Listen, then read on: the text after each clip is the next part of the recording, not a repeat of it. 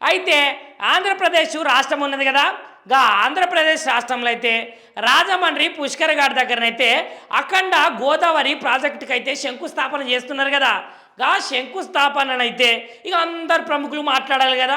ఇక దాంట్లో భాగంగానే అక్కడ ఉన్నటువంటి బీజేపీ రాష్ట్ర అధ్యక్షురాలు పురంధేశ్వరి మేడం అయితే మాట్లాడుకుంటా చాలా మంది పేర్లు, కొంతమంది ప్రముఖుల పేర్లు, రాజకీయ నాయకుల పేర్లు అయితే చెప్పుకుంటా వచ్చింది.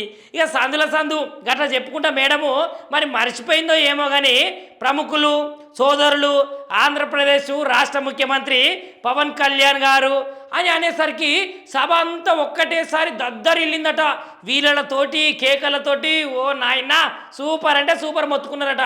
ఇక మొత్తుకున్నాక అయ్యో ఆంధ్రప్రదేశ్ రాష్ట్ర ముఖ్యమంత్రి గిన కాదు కదా, చంద్రాల సార్ కదా అని మళ్ళా గౌరవనీయులు ఉప ముఖ్యమంత్రి పవన్ కళ్యాణ్ గారు అని అనేసరికి ఇక సభ మొత్తం చల్లబడ్డదట.